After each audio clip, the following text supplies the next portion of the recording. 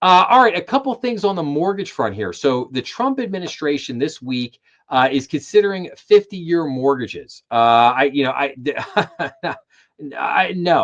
no, I just, somebody could make the argument, and I saw this argument made online this week. Okay, that you could have, the 50-year mortgage is just another payment option, right? Just as you could get a 30-year mortgage, you could get a 20-year, 15-year mortgage, 20-year mortgage, 30-year mortgage. It's just another payment option, okay? And it's one that would allow you to have a lower monthly payment.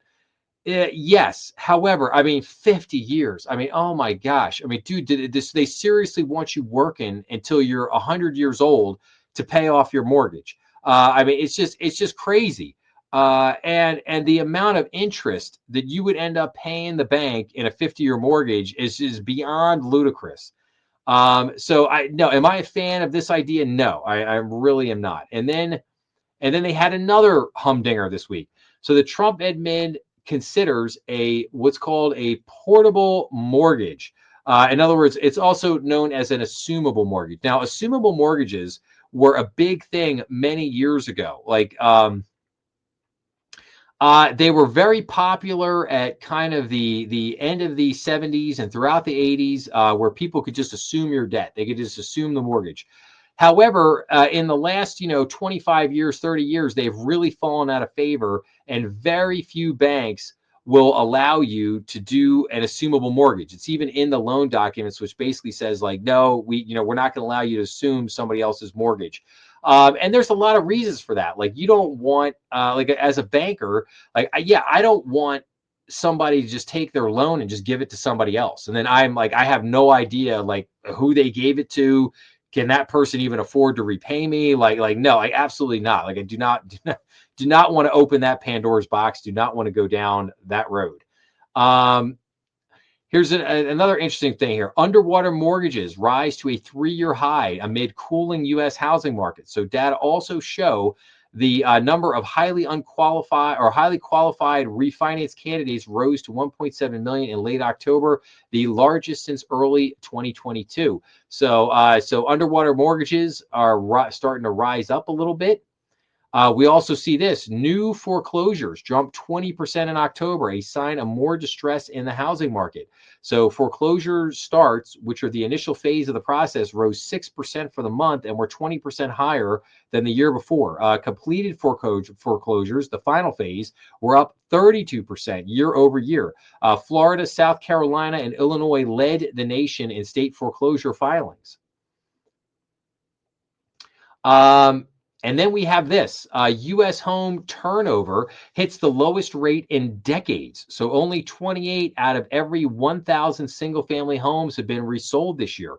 So the number of existing homes owned by people, very little turnover amongst existing homeowners. So only 28 out of every 1,000 U.S. single family homes have been resold this year, making it the lowest turnover rate since the early to mid 1990s, according to online real estate brokerage Redfin. In its October 31st analysis, Redfin also stated that home sales this year were down by 38% from the COVID-19 pandemic peak year of 2021 and by more than 31% from the last pre-COVID-19 pandemic year 2019.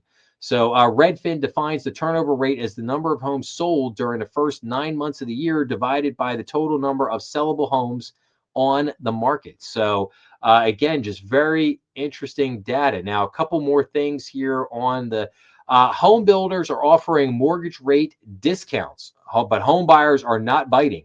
So new homes are sitting unsold despite builders using sweeteners to shift inventory. America's biggest builders are struggling to sell homes even when they offer buyers a 4% mortgage. Their experience suggests rate cuts alone won't be enough to boost weak sales in the wider housing market. The number of completed but unsold new homes has reached levels last seen in the summer of 2009. Data from the Federal Reserve Bank of St. Louis shows at the end of last year, builders were confident that sales would recover in 2025 and build tens of thousands of units to have enough supply for the spring buying season, but demand didn't pick up and more homes sat unsold. And we can see from this chart here, number of completed but unsold new homes has really jumped up here, 123,000 homes are sitting basically uncompleted. Basically, the highest that number has been since about 2009. Pretty crazy right there. And then we've got, I think this is the last of the builder articles here. So builders' cheap mortgages are a bad deal for home buyers. People who borrow from a builder are more likely to overpay for their property and be underwater after they move in. So there you have it. So we went from builders are offering mortgage rate discounts, but home buyers aren't biting, to builders' cheap mortgages are a bad deal for home buyers. And now you know why the home buyers aren't biting, because they're probably overpaying for the property, and then they're going to be underwater after they get into that bad boy. So